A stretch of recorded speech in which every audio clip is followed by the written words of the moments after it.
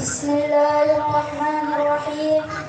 Assalamualaikum warahmatullahi wabarakatuh. Waalaikumsalam. Hamdan liman qala fi kitabihil karim.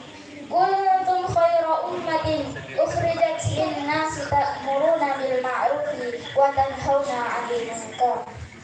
Tsumma as-salatu was-salamu ala habibina wa qurrati a'yun sayyidina wa maulana Muhammadin wa ala alihi wa ashabihi ajma'in. Amma ba'du. Segala puji hanya milik Allah yang telah berfirman dalam Al-Quran, kamu adalah umat yang terbaik yang dilahirkan untuk manusia, menyuruh kepada yang ma'ruf dan mencegah dari yang munkar. Quran Surah Ali Imran ayat 110. Salawat beriring salam tak lupa kita kirimkan kepada baginda Nabi besar kita, Nabi junjungan kita, yakni Nabiullah Nabi Muhammad SAW.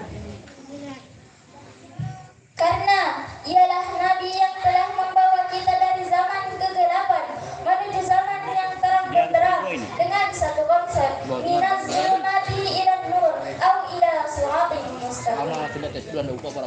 Insyaallah pada kesempatan ini saya akan membawakan ceramah yang berjudul Tiang Dunia 4 Perkara.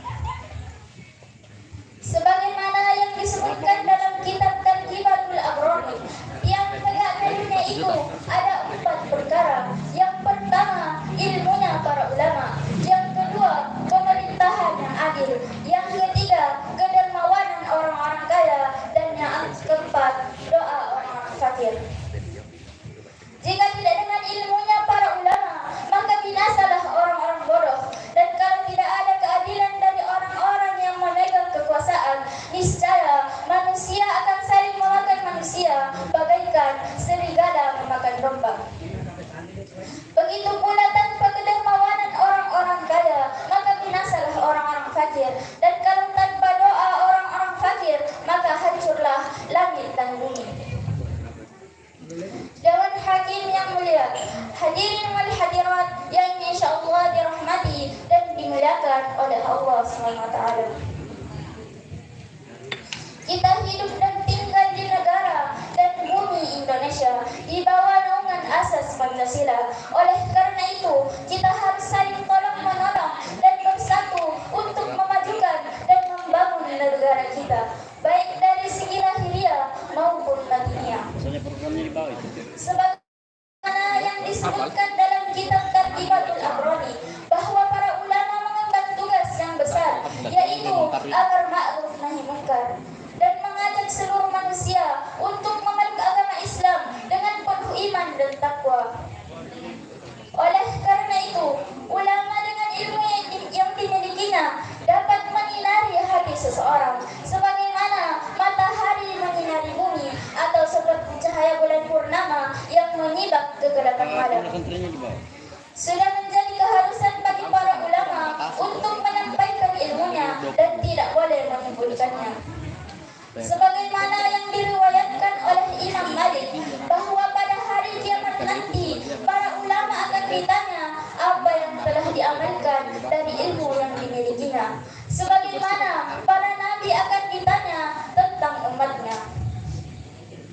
Nabi menerangkan kepada kita bahwa ulama adalah pelitanya dunia dan pewaris para nabi, karena akhlak mereka dan perilakunya adalah menjadi contoh yang baik bagi umat manusia.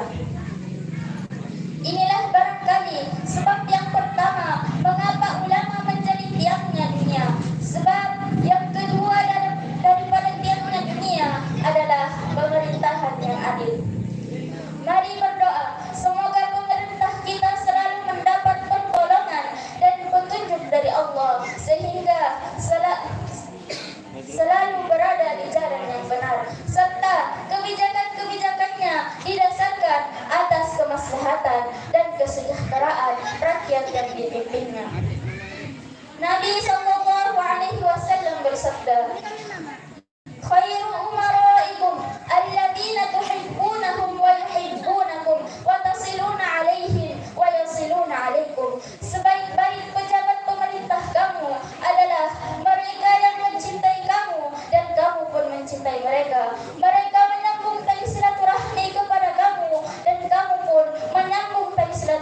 kepada mereka. Wa syarru umaraikum alladziina tabghadunahum wa yabghadunakum wa tal'anunahum wa yal'anunakum. Dan seburuk-buruk pejabat pemerintah kamu adalah mereka yang membenci kamu dan kamu pun membenci mereka. Mereka melaknat kamu dan kamu pun melaknat mereka. Di lain hadis, Nabi sallallahu alaihi wasallam juga bersabda, "Sinfani min ummati," dua elemen daripada umatku, "idza salha salhan nas," jika baik maka baiklah manusia, "wa idza fasada fasadan nas," dan jika buruk maka buruklah manusia. Al ulama wal umara, yaitu ulama dan umara. Oleh karena itu, baik buruknya umat sangat tergantung pada ulama dan umaranya. Jika ulama dan umaranya baik, maka masyarakat akan ikut baik. Dan jikalau ulama dan umaranya rusak, maka masyarakat akan rusak pula. Dewan Hakim yang saya hormati, ma'asyiral muslimin wal muslimat rahimakumullah. Sebab yang ketiga daripada tiang nabinya adalah hartawan atau orang-orang kaya yang dermawan. Dan yang keempat adalah doa orang-orang fakir. Dari kedua elemen tersebut, kita bisa mengambil kesimpulan bahwa setiap individu dalam masyarakat mempunyai tugas dan kewajiban yang harus dilaksanakan, yaitu saling tolong-menolong sesama elemen masyarakat, saling mencintai dan saling mengasihi. Jika di antara ulama, umara, agniya dan fuqara saling tolong-menolong dan saling memperhatikan satu sama lain, maka insya Allah negara kita menjadi negara yang baik. Demikianlah yang sempat saya sampaikan. Lebih dan kurangnya mohon dimaafkan. Unzur ma qala wa la tanzur man qala. Jangan lihat siapa yang menyampaikan, tapi lihatlah apa yang disampaikan. Saya akhiri dengan ucapan wabillahi taufiq wal hidayah wa ridha wal inayah. Summa assalamu alaikum warahmatullahi wabarakatuh. Bismillahirrahmanirrahim. Assalamualaikum warahmatullahi wabarakatuh. Alhamdulillah, alhamdulillahilladzi ja'ala ramadhana shahra siyami lil mu'minin. Wassalatu wassalamu ala ashrafil anbiya'i wal mursalin sayyidina Muhammadin wa ala alihi wa ashabihi ajma'in. Amma ba'd. Segala puji bagi Allah yang telah menjadikan bulan Ramadan sebagai bulan untuk berpuasa bagi kaum mukmin. Salawat dan salam semoga terlimpah atas Nabi dan Rasul yang termulia, kepada Nabi Muhammad sallallahu alaihi wasallam, juga atas keluarga dan para sahabatnya.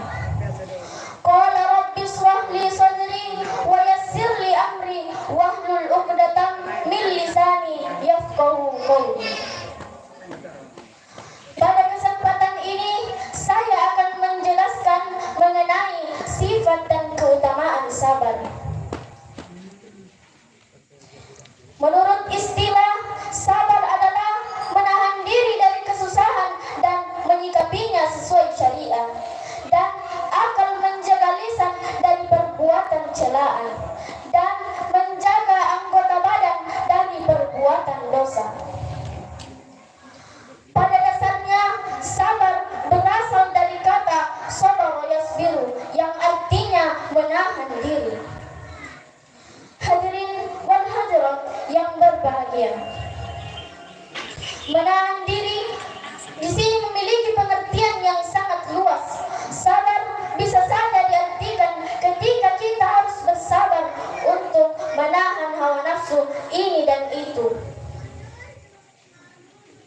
Menahan lapar berarti kita harus bersabar untuk tidak makan hingga waktunya untuk berbuka, yaitu pada waktu azan maghrib. Selain itu, sabar juga bisa diartikan ketika kita harus bersabar untuk menghadapi perilaku buruk buruk seseorang kepada kita, sehingga kita harus bersabar dalam kezaliman. Sabar adalah pilar kebahagiaan seorang hamba, karena dengan kesabaran seseorang akan terjaga dari kemaksiatan, konsisten menjalankan ketaatan, dan tabah dalam menghadapi berbagai macam cobaan. Perlu kita ketahui bahwa tidak semua orang bisa mendapatkan kenikmatan dari rasa sabar yang mereka lakukan tersebut, karena memang dari awalnya sudah tidak bisa melakukannya. Oleh karena itu, sangat penting bagi saudara-saudara sekalian untuk selalu mendekatkan diri kepada Allah Subhanahu wa Ta'ala, agar kita selalu diberikan kesabaran yang tiada batasnya, sehingga kita juga bisa mendapatkan pahala yang sebanyak-banyaknya.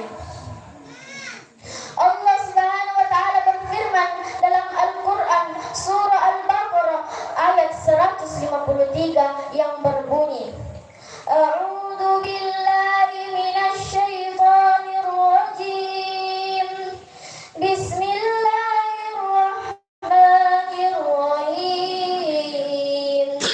Ya ayyuhalladzina amanu ista'inu bis-sabri was-salah. Innallaha ma'as-sabirin. Wahai orang-orang yang beriman, memohonlah engkau pertolongan kepada Allah dengan sabar dan salat. Sesungguhnya Allah beserta dengan orang-orang yang sabar. Ayat ini menerangkan bahwa Allah Subhanahu wa Ta'ala akan selalu menjanjikan pertolongan kepada hambanya yang dalam keadaan kesusahan. Jika kita telah mengerjakan salat wajib dan mampu menahan diri atau rasa sabar, dan Allah juga akan memberikan kedudukan yang tinggi di surga bagi orang-orang yang pandai menahan kesabarannya. Seperti firman Allah dalam Al-Quran surah Al-Furqan ayat 75, A'udzu billahi minasy syaithanir rajim. Bismillahirrahmanirrahim. Ulaika yujzauna al-ghurfata bima sabaru wa yulaqawna fiha tahyatan wa salam. Mereka itu akan diberikan kedudukan yang tinggi atas kesabaran mereka, dan di sana mereka akan disambut dengan penghormatan dan salam. Hadirin wal hadirat yang berbahagia, karena menjadi orang yang sabar tidak semudah yang kita pikirkan, karena sabar termasuk ujian. Justru karena sabar sangatlah sulit, Allah Subhanahu wa Ta'ala menguji hambanya, karena Dia ingin mengetahui seberapa besar hambanya bisa lolos dari ujian sabar. Jika kita lolos, kita akan selalu beristighfar dan selalu berpikir positif atas semua ketentuan Allah Subhanahu wa Ta'ala. Niscaya kita akan selalu diberikan kemuliaan dan keberuntungan yang sangat banyak yang datang dari pintu manapun. Sabar bukan hanya tentang menahan amarah, akan tetapi sabar adalah menahan hawa nafsu yang mengelabui kita, sehingga membuat diri kita terjerumus dalam lembah dosa. Orang yang beriman akan saling berbuat kebajikan dan saling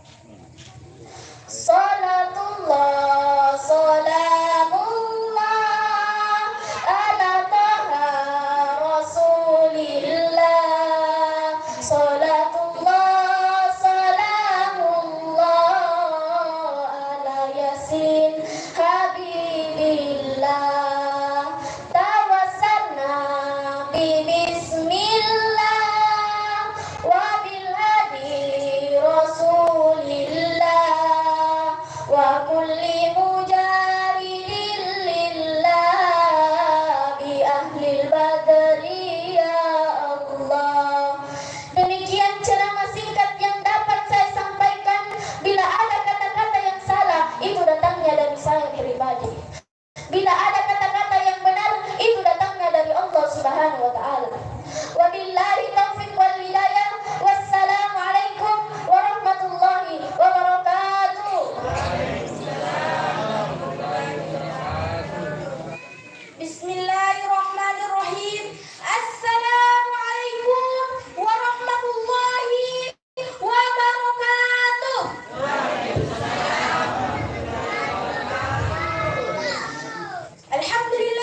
Alhamdulillah rabbil alamin, wassalatu wassalamu ala asrafil anbiya'i wal mursalin, ala sayyidina Muhammadin wa ala alihi wa sahbihi ajma'in, amma ba'd. Puji syukur kita panjatkan atas kehadiran Allah Subhanahu wa taala, karena Dia telah memberikan kita begitu banyak nikmat, baik itu berupa nikmat kekuatan, nikmat kesehatan, dan terlebih-lebih lagi yang dinamakan nikmat iman dan Islam. Salawat serta salam tak lupa pula kita kirimkan kepada junjungan kita, yakni Nabi Muhammad SAW. Karena dialah yang telah membawa kita menuju alam yang terang benderang, atau dengan kata lain minaz zulumati ilan nur. Hadirin wal hadirat rahimakumullah. Dewan juri yang saya hormati dan hadirin sekalian yang insyaallah dirahmati Allah Subhanahu wa taala. Berdirinya saya di sini akan membawakan ceramah yang berjudul amalan yang paling pertama dihisab adalah salat. Salat adalah tiang agama, maka semua amalan-amalan lainnya seperti puasa, salat, zikir, berhaji dan semacamnya itu semua terpampung ke dalam salat. Rasulullah SAW mengatakan, as-salatu imaduddin. Salat adalah tiang agama. Barang siapa yang mengerjakannya, berarti ia telah membangun agama Allah, dan barang siapa yang melalaikannya, berarti ia telah merobohkan agama Allah. Hadirin wal hadirat rahimahullah. Salat yang kita kerjakan bukan hanya sekedar rukuk dan sujud, tetapi salat yang kita kerjakan bisa menghapus dosa yang kita perbuat, hadirin sekalian. Lantas, apa yang membuat kalian belum juga mau salat?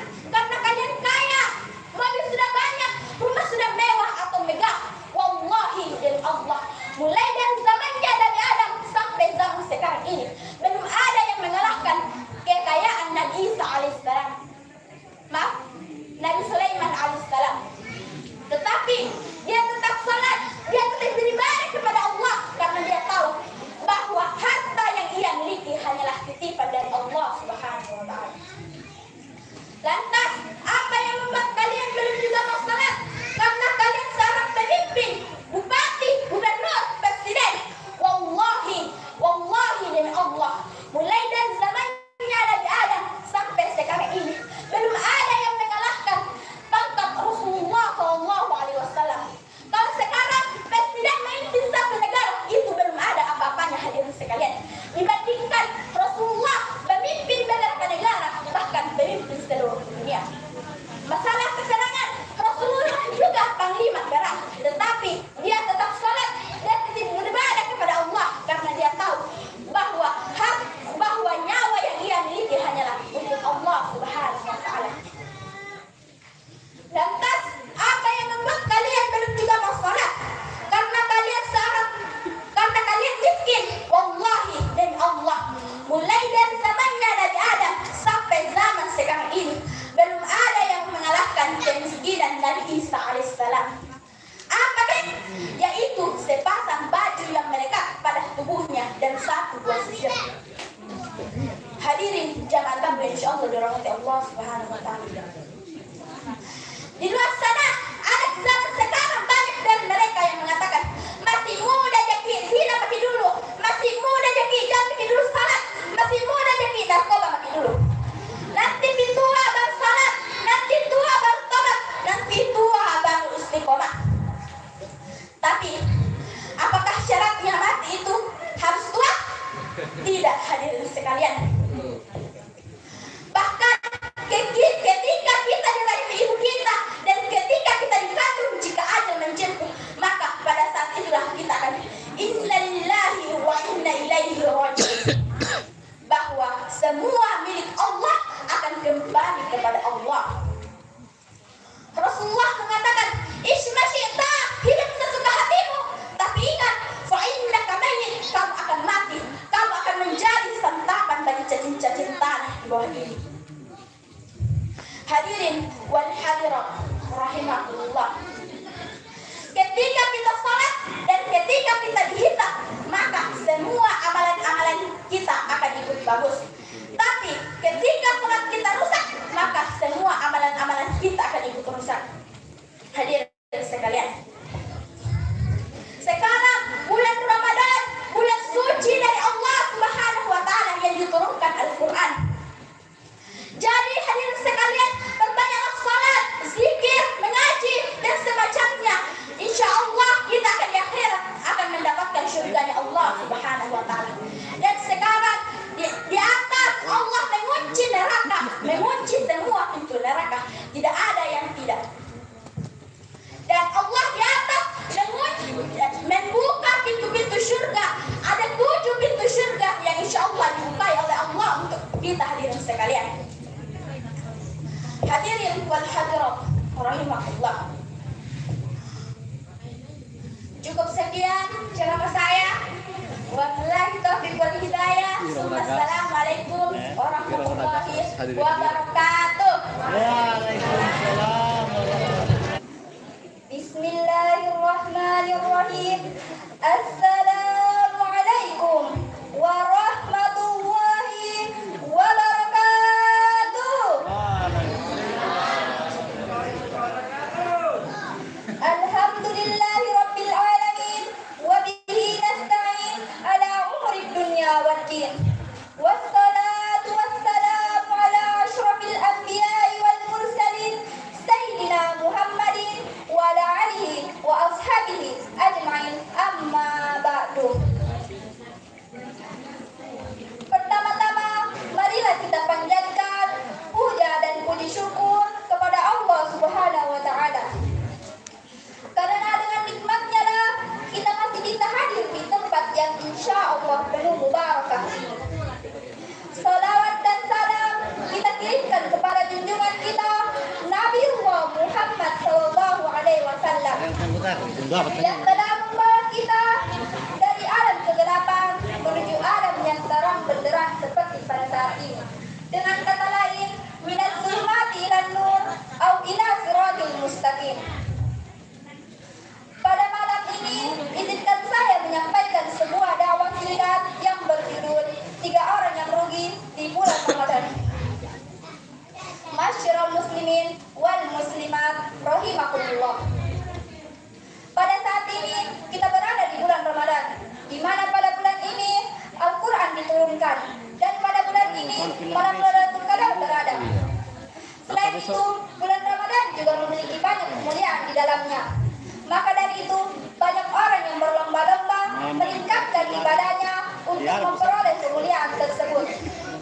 Akan tetapi, ada 3 golongan yang terhalang untuk memperoleh kemuliaan tersebut.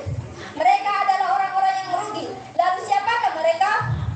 Syekh Sayyid Abdullah bin Muhammad bin As-Siddiq Al-Qumari dalam satu kitabnya yang berjudul Ghayatul Ihsan menyebutkan hadis yang diriwayatkan oleh Ka'ab bin Ajrah, hadis yang berjudul Al-Mahram min hurri maghfirah Ramadan, orang yang terhalang dari kebaikan Ramadan. Masyiral muslimin wal muslimat rahimakumullah. Redaksi hadis pertama yaitu udrik Ramadan falam yaghfir lahu. Orang yang bertemu dengan Ramadan akan tetapi ia tidak diampuni. Golongan pertama, orang yang terhalang dari kebaikan Ramadan adalah orang yang lalai pada bulan ini, yaitu orang yang melakukan perbuatan maksiat lalu ia tidak bertobat. Redaksi hadis kedua yaitu wa man dzakarata indahu fala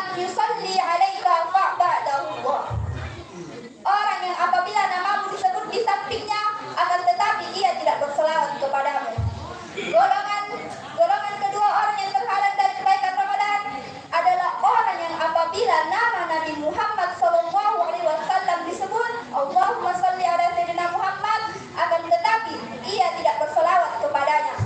Hal ini menunjukkan betapa wajibnya kita bersolawat ketika nama Nabi Muhammad disebut. Redaksi hadis ketiga yaitu Bu'ida liman adraka abawahul kibaru indahu au ahaduhuma falam yudkhilal jannata. Orang tuanya sudah tua lalu dia tidak berbakti kepadanya. Golongan ketiga, orang yang terhalang dari kebaikan Ramadan adalah orang yang lalai dari hak-hak keduanya dan tidak berbakti kepada kedua orang tuanya. Masyarul muslimin wal muslimat rahimakumullah. Dapat disimpulkan bahwa ada 3 golongan yang terhalang dari kebaikan Ramadan, yaitu golongan pertama, orang yang bertemu dengan Ramadan akan tetapi ia tidak mendapat maghfirah atau ampunan sebab ia tidak bertobat hingga Ramadan berlalu. Golongan kedua yaitu orang yang apabila nama Nabi Muhammad Sallallahu Alaihi Wasallam disebut Allahumma sholli ala Sayyidina Muhammad, akan tetapi ia tidak berselawat. Golongan ketiga yaitu orang yang masih bisa bertemu dengan orang tuanya, akan tetapi ia menyia-nyiakannya dengan tidak berbakti kepadanya dan melalaikan hak-haknya. Na'udzubillahi min dzalik. Semoga kita tidak termasuk dari ketiga golongan tersebut.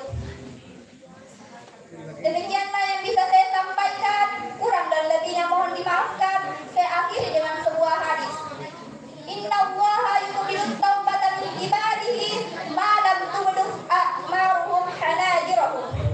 Sungguh Allah menerima taubat seorang hambanya sebelum nyawa sampai di kerongkongan. Wabillahi taufiq wa da'watu wal irsyad. Wassalamu alaikum warahmatullahi wabarakatuh. Bismillahirrahmanirrahim. Assalamualaikum warahmatullahi wabarakatuh. Innal hamdalillah nahmaduhu wa nasta'inuhu wa nastaghfiruhu wa na'udzu billahi min shururi anfusina wa min sayyiati a'malina. Man yahdihillahu fala mudilla lahu wa man yudlil fala hadiya lahu. Asyhadu an la ilaha illallah wa asyhadu anna Muhammadan abduhu wa rasuluh. Allahumma salli ala sayyidina Muhammad wa ala alihi wa sahbihi ajma'in, amma ba'du. Dewan juri yang saya hormati, hadirin wal hadirat rahimakumullah. Pada kesempatan kali ini saya akan membawakan sebuah ceramah tentang bersyukur. Allah Subhanahu wa taala pernah berfirman di dalam Quran surah Al-Baqarah ayat 152. Azkuruni azkurkum washkuruni wa la takfurun. Azkuruni azkurkum washkuruni wa la takfurun. Ingat aku, kata Allah, maka aku pun ingat kamu, dan bersyukurlah kepadaku. Allah Subhanahu wa taala memerintahkan kepada kita jamaah sekalian untuk senantiasa bersyukur kepada Allah Subhanahu wa taala. Yang kemudian menjadi pertanyaan adalah apa yang perlu kita syukuri jamaah sekalian? Maka dijawab langsung oleh Allah Subhanahu wa taala di penghujung ayat Ad-Duha. Allah katakan, wa amma bi ni'mati rabbika fahaddits. Allah katakan bahwa terhadap nikmat yang kuberikan, terhadap nikmatku, maka bersyukurlah. Jadi sudah jelas dikatakan bahwa yang kita syukuri atau yang diperintahkan Allah untuk kita syukuri adalah seluruh nikmat-nikmat yang telah Allah berikan kepada kita semua jamaah sekalian. Kemudian timbul pertanyaan yang baru, bagaimana cara mensyukuri nikmat-nikmat yang telah Allah berikan? Maka diajarkan ada 3 cara jamaah sekalian. Yang pertama adalah asyukru bil qalbi, yaitu bersyukur dengan hati. Bagaimana cara bersyukur dengan hati jamaah sekalian?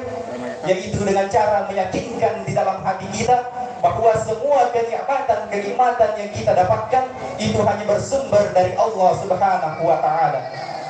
Kemudian yang kedua jamaah sekalian adalah asyukru bil lisan, yaitu bersyukur dengan cara lisan atau mengucapkan Bagaimana caranya jamaah sekalian? Yaitu dengan senantiasa mengucapkan kalimat-kalimat hamdalah untuk mengakui rasa syukur kita terhadap pemberian Allah Subhanahu wa taala. Maka perbanyak mengucapkan kata alhamdulillahi rabbil alamin.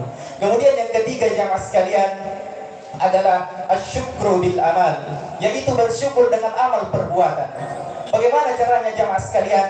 Maka kita contohkan ketika Allah Subhanahu wa taala memberikan kita nikmat berupa tangan, maka kita mensyukuri tangan tersebut dengan cara menggunakan tangan itu untuk hal-hal yang baik saja yang diperintahkan oleh Allah Subhanahu wa taala. Maka kita gunakan tangan ini untuk berbanyak bersedekah. Jangan sesekali kita gunakan tangan ini untuk mengerjakan sesuatu yang dilarang oleh Allah Subhanahu wa taala. Contohnya seperti mengambil hak orang lain. Hadirin wal hadirat jemaah rahimakumullah. Tentang bersyukur ini tidak ada ruginya bagi kita jemaah sekalian.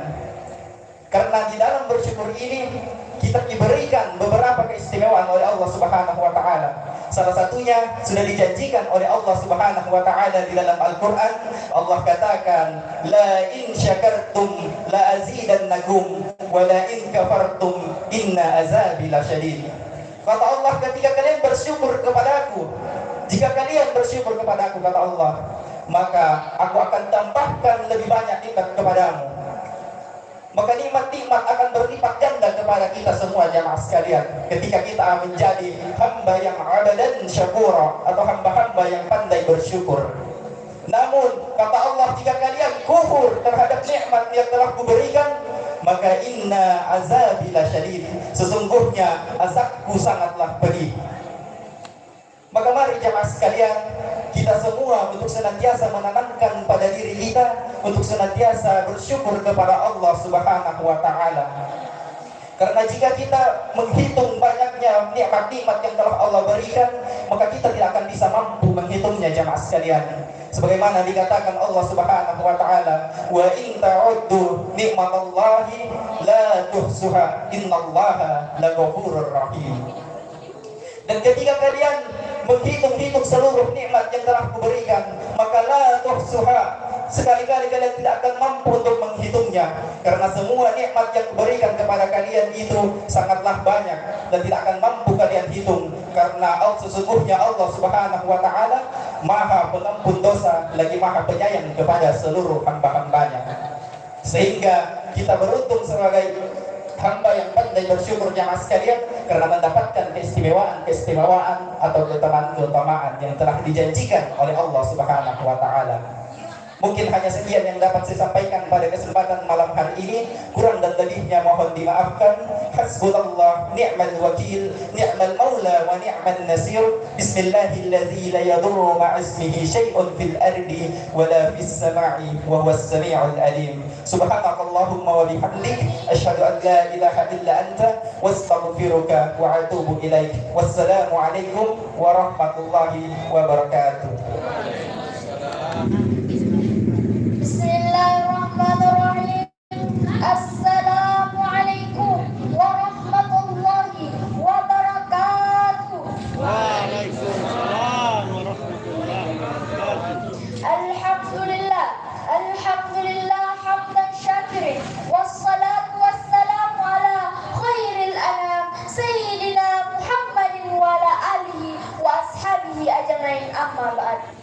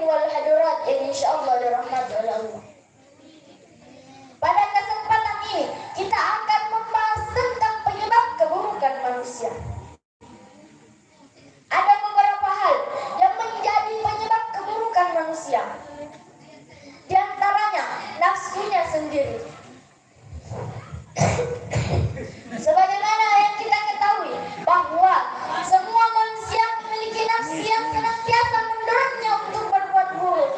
Sebagaimana dalam firman Allah Subhanahu wa taala, "Innan nafsa la'ammaratun bis-su'i illa ma rahima rabbi." Sesungguhnya nafsu itu mendorong manusia untuk berbuat buruk kecuali bila telah dirahmati oleh Tuhan. Oleh karena itu, Allah menciptakan akal untuk melawan nafsu tersebut. Maka terlihatlah perbedaan orang yang memiliki agama dengan orang yang tidak beragama. Manakala ada seseorang yang lebih mementingkan nafsunya dibandingkan akalnya, maka dia akan perlahan keluar dari fitrah kemanusiaannya. Sebagaimana dalam sabda Rasulullah sallallahu alaihi wasallam, "Ad-dinu wal liman aklu, la dina liman la aklala." Agama adalah akal, tidak ada agama bagi orang yang tidak berakal. Sebagai bukti dari kemenangan dan kekalahan dari keduanya dapat dilihat dari perilaku manusia itu sendiri.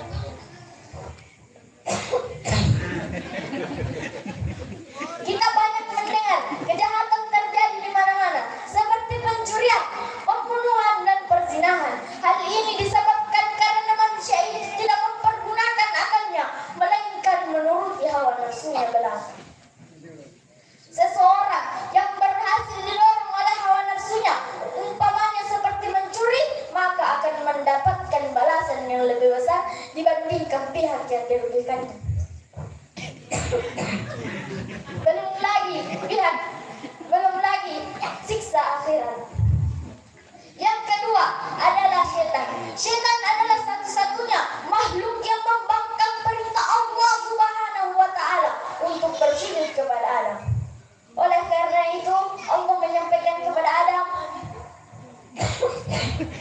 "Wa qulna ya Adamu inna hadza aduwwun laka wa li zawjika." Hai Adam, sesungguhnya dia adalah musuh bagimu dan istrimu. Terima kasih.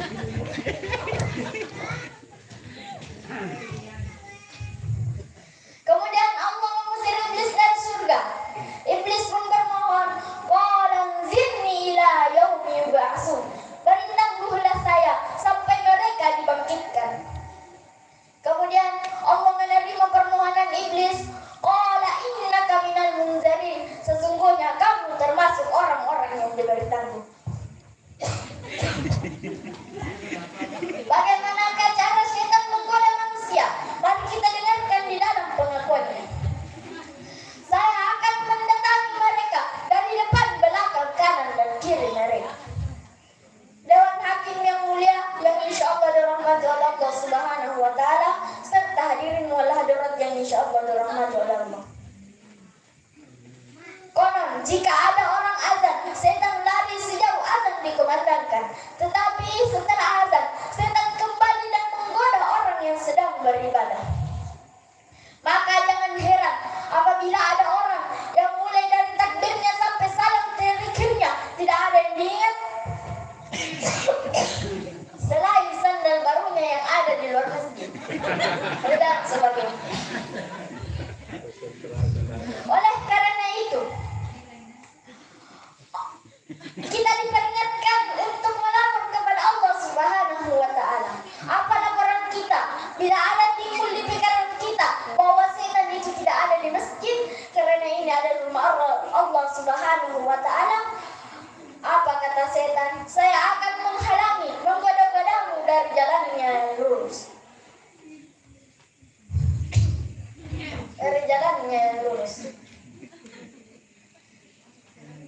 Perlu kita ketahui bahwa setan itu tidak ada di tempat-tempat maksiat, tidak ada di tempat-tempat keburukan, tidak ada di tempat-tempat judi. Mengapa? Apa kata setan? Mereka sudah menjadi teman kami. Jadi setan itu ada di masjid untuk menggoda orang yang sedang beribadah. Dan setan juga banyak di pasar untuk menggoda para pedagang.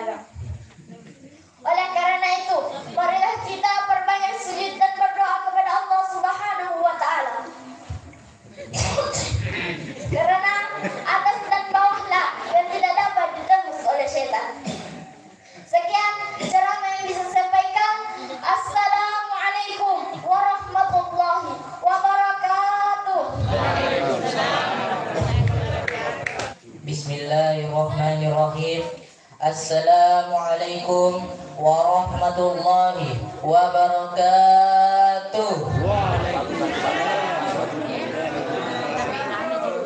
Alhamdulillah. Alhamdulillahillazi arsala rasulahu bil huda wa dinil haqq liyunzirahu 'alad dini kulli wa kafa billahi shahida.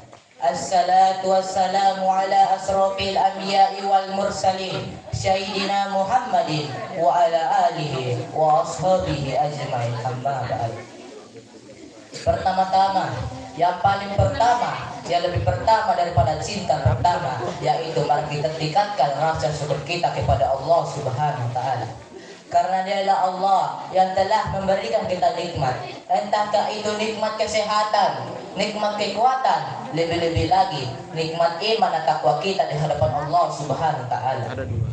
Salawat serta salam tetap tercurahkan kepada baginda Nabiullah kita, penghulu kita, yaitu Rasulullah Muhammad sallallahu alaihi wasallam.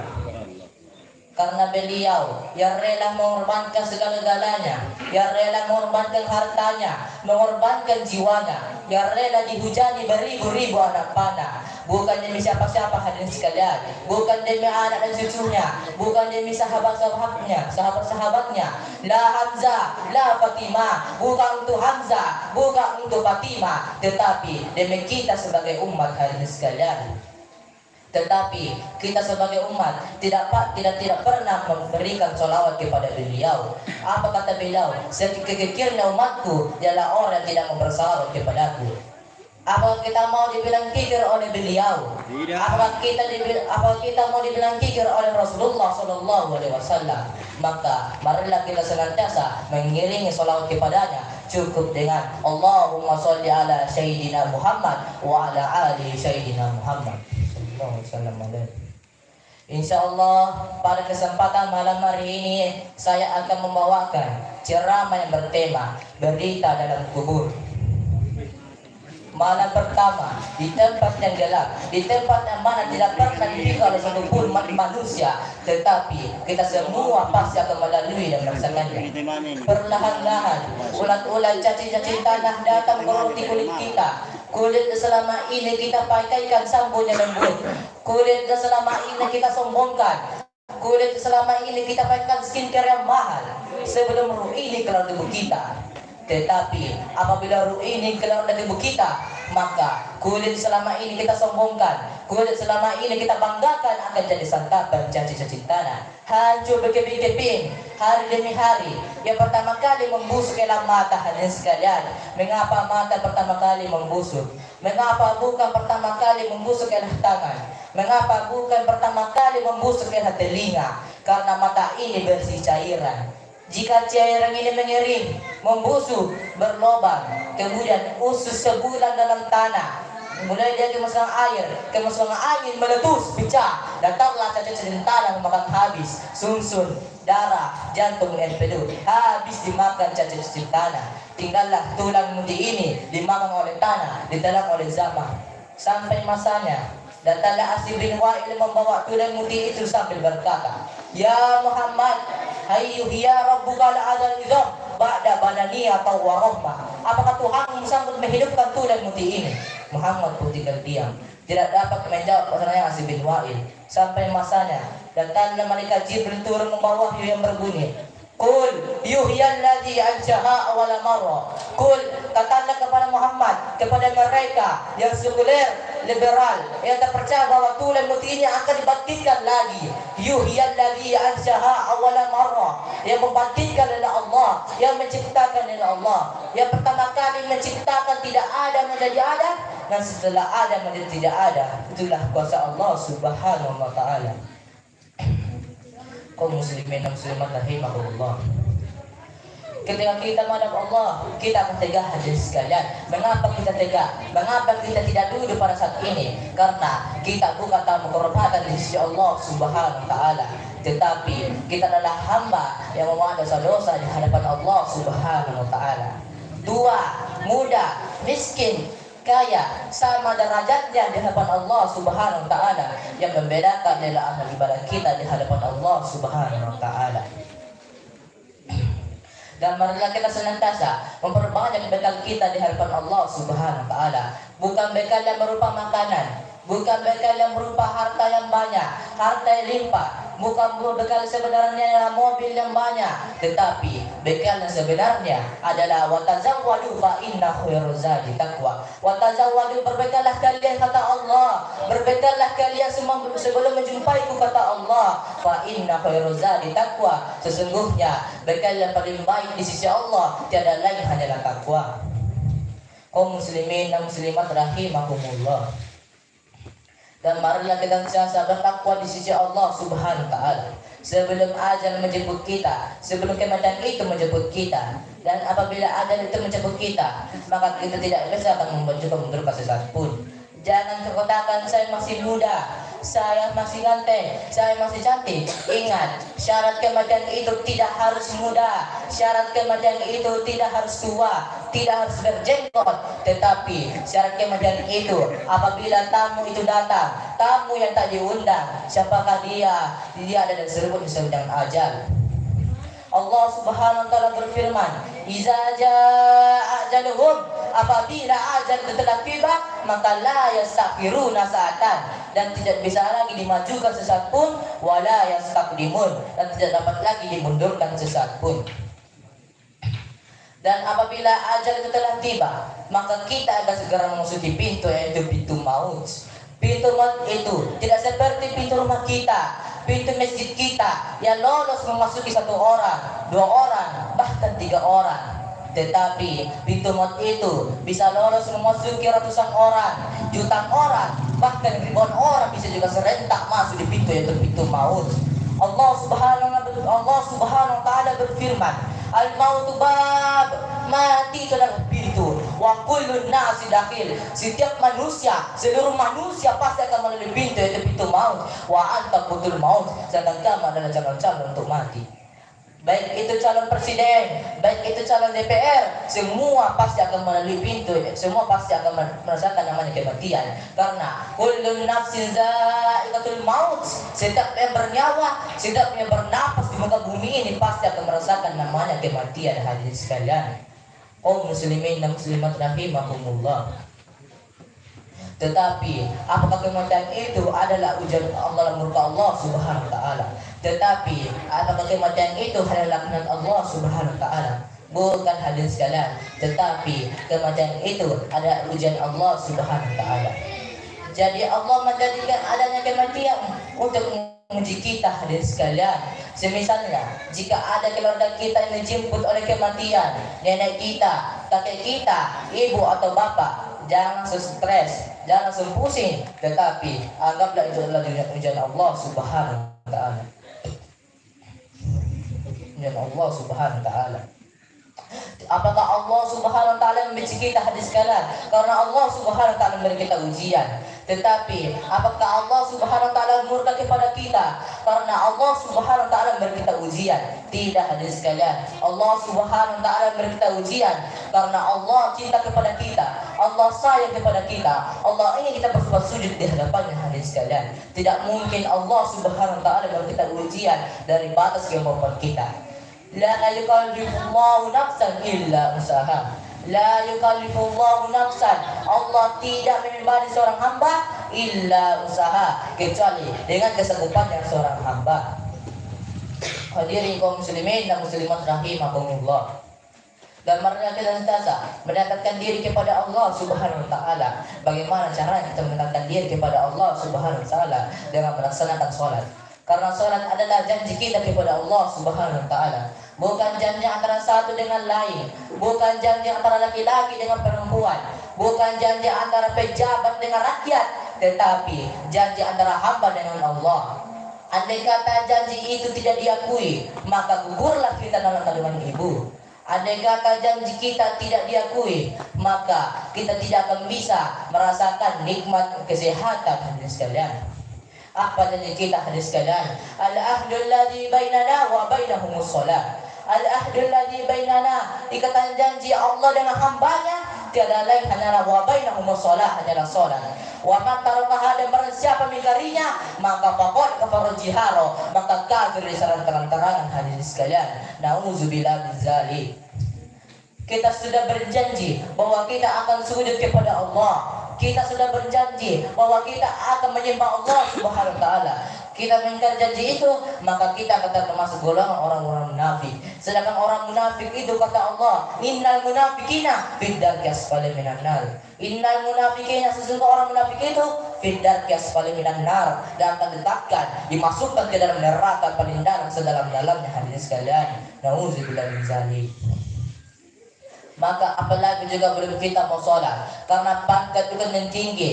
Karena jika pangkat dengan tinggi itu mulia di sisi Allah, lantas Fir'aun yang lebih mulia dari kita. Hadirin sekalian, maka apalagi juga belum kita mau sholat, karena tidak punya harta, tidak punya uang, miskin. Jika harta yang mulia di sisi Allah, maka Qarun yang lebih mulia dari kita. Hadirin sekalian, tetapi yang mulia di sisi Allah ialah inna akramakum indallahi atqakum. Sesungguhnya yang mulia di sisi Allah ialah orang-orang yang bertakwa. Wa inna lil muttaqina la husna ma'ab. Sesungguhnya orang-orang bertakwa diletakkan di tempat yang sebaik-baiknya. Hadirin sekalian,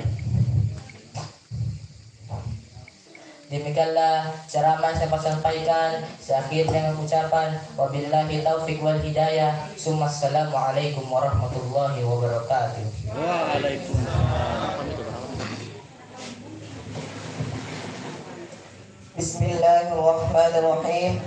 Assalamualaikum warahmatullahi wabarakatuh. Waalaikumsalam warahmatullahi wabarakatuh. Alhamdulillah. Alhamdulillahi rabbil alamin.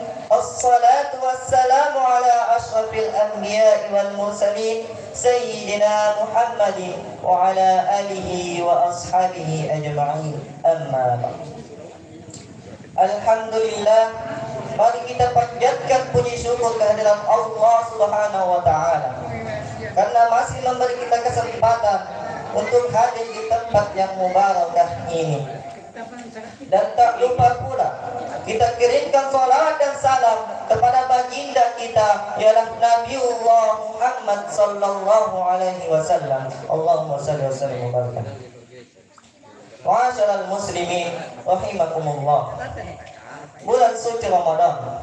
Di bulan suci Ramadan ini, mari kita meningkatkan ketakwaan kita kepada Allah Subhanahu wa taala dengan senantiasa menjalankan atas apa yang telah Dia perintahkan kepada kita semua dan senantiasa menjauhi segala larangannya. Karena yang menjadi pembeda di antara kita semua adalah ketakwaan itu sendiri.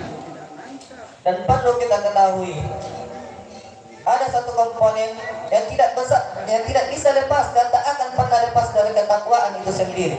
Apa itu? Yaitu keimanan. Hanya saja kata Allah dalam Al-Quran, seseorang tidak akan dianggap beriman kecuali telah diuji terlebih dahulu. Sebagaimana dalam Quran surah Al-Ankabut ayat 2 yang berbunyi, A'udzu billahi minasy syaithanir rajim. Bismillahirrahmanirrahim. Ahasabun nasu an yutraku an yaqulu amanna wa hum la yuftanun. Maka adakah manusia menyangka bahwa mereka akan dibiarkan saja mengucapkan amanna, kami beriman kepada Allah Subhanahu wa taala, wa hum la yuftanun, padahal mereka belum diuji terlebih dahulu. Ma'asyiral muslimin rahimakumullah. Seiring berjalannya waktu, disadari ataupun tidak disadari, kita telah berada di tengah-tengah bulan suci Ramadan.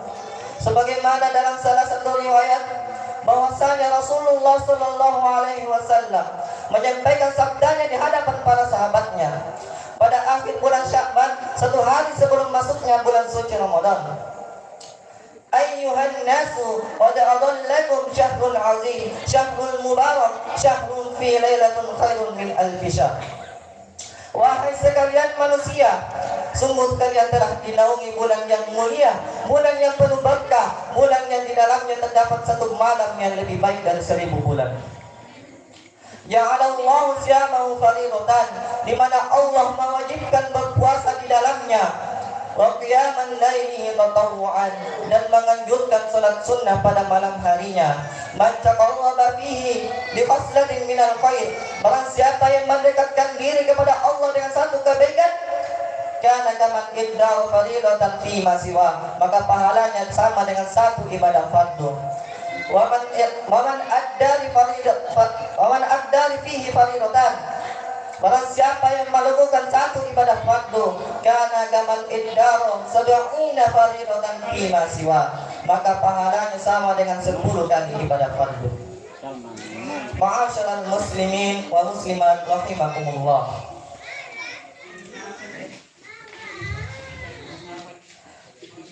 Inilah bulan suci Ramadan, di mana Allah membagi-bagikan rahmatnya kepada seluruh hambanya yang beriman.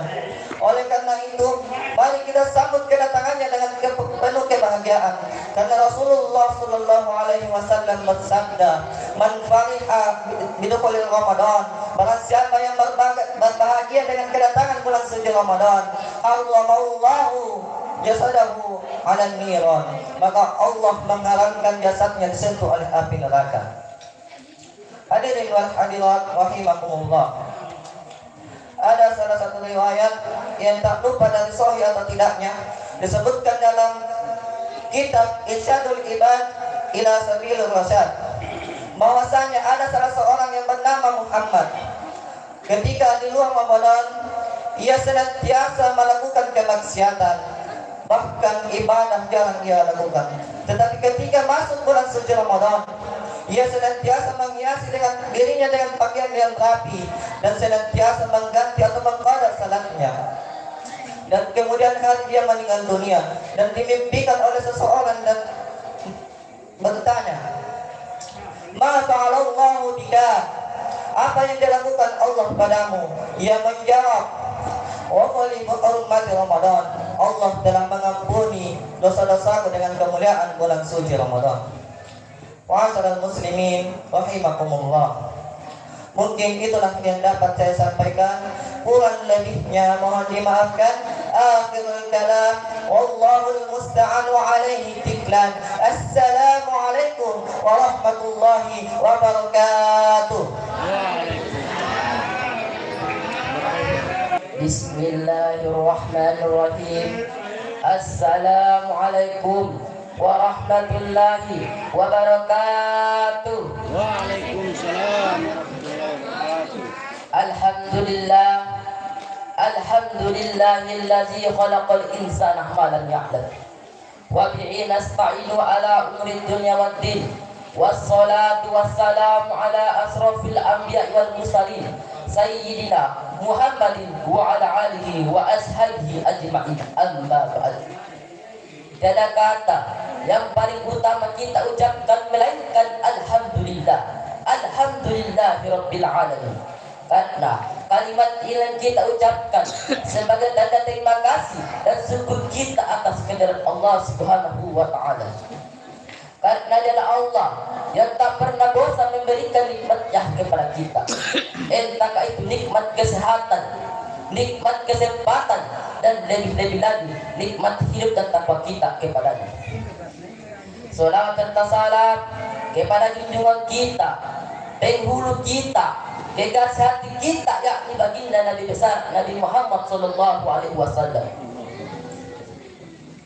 Karena dan berkorban atas segala-galanya untuk memperjuangkan agama Allah Subhanahu wa taala, sehingga pada saat ini kita dapat merasakan indahnya nikmatnya namanya agama yang diperjuangkan oleh beliau.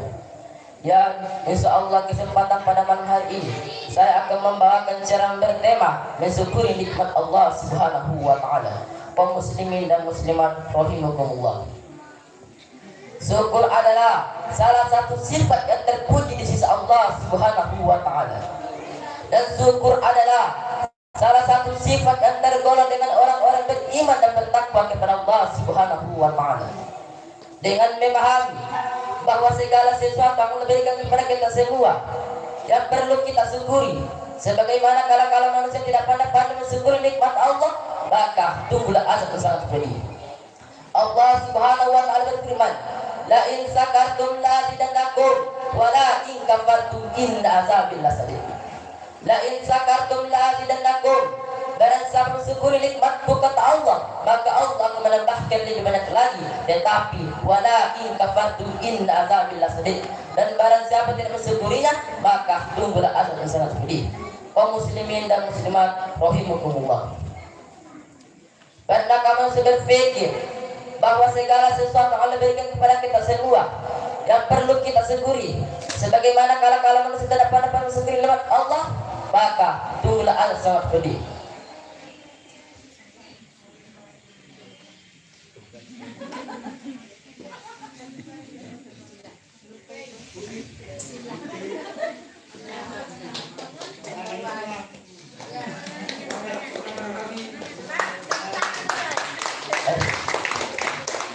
Yang telah saya sampaikan, lebih kurangnya mohon dimaafkan. Jika ada kata-kata salah itu datangnya dari sang pribadi, jika ada kata-kata benar itu datangnya dari Allah. Saya akan ucapan akhirul kalam. Assalamualaikum warahmatullahi wabarakatuh.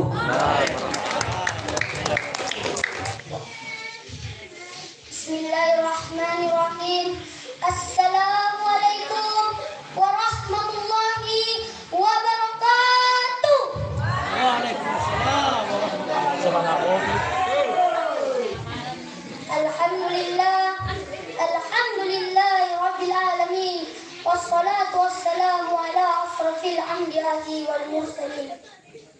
Sayyidina Muhammadin wa ala alihi wa sahbihi ajmain, amma ba'd. Segala puji bagi Allah yang telah menciptakan manusia dan menyempurnakan bentuknya, yang telah menganugerahkan lisan dalam menyampaikan pesan. Salawat dan salam marilah kita kirimkan kepada seorang hamba di dalam Allah, anggun pribadinya, halus pekertinya, serta sederhana dalam hidupnya, ialah Nabiullah Muhammad sallallahu alaihi wasallam.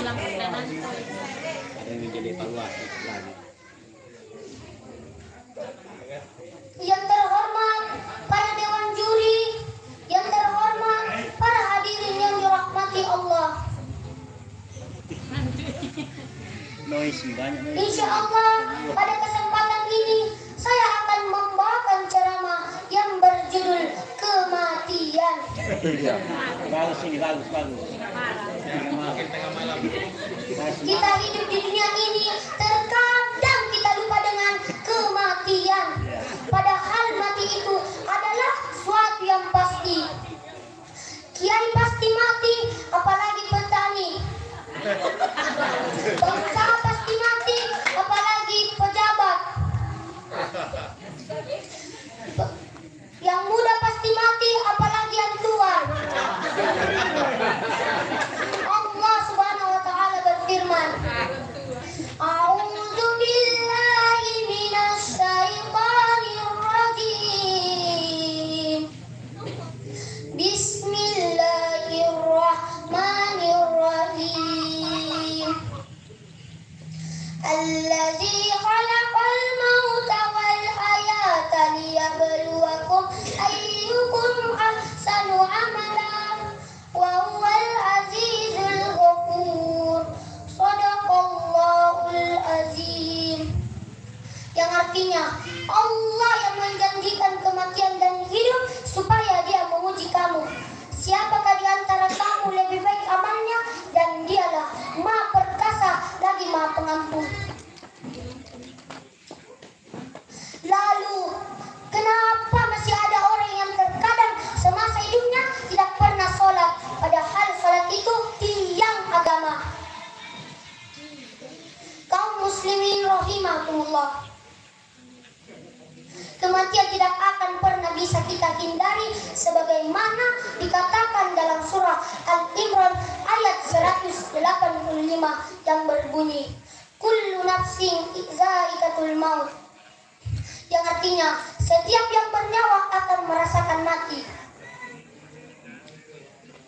Ingat bahwa di dunia ini ada kematian dan ada pula kehidupan. Kematian adalah takdir. Kematian sendiri merupakan gerbang pertama yang harus kita lewati mencapai akhirat.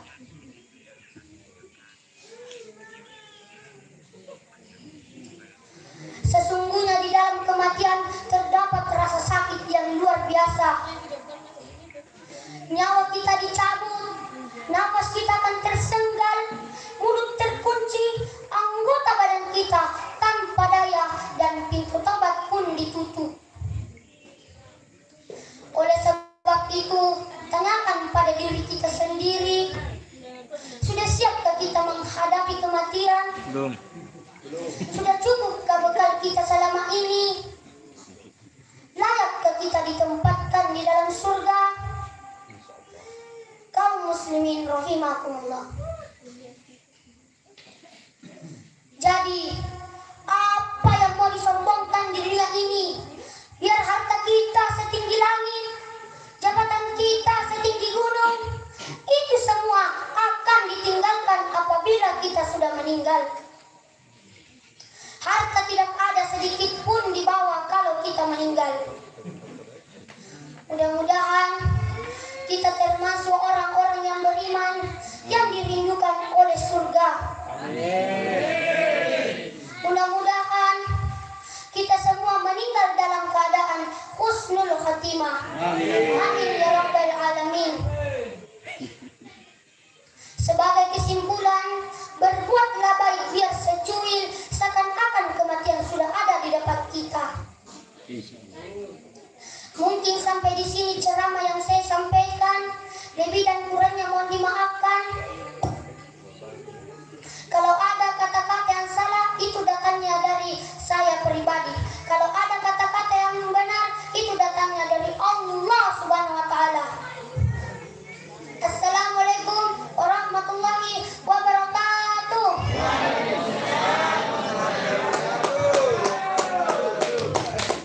Itulah penampilan terakhir ceramah kategori putra. Sekali lagi berikan tepuk tangan yang meriah.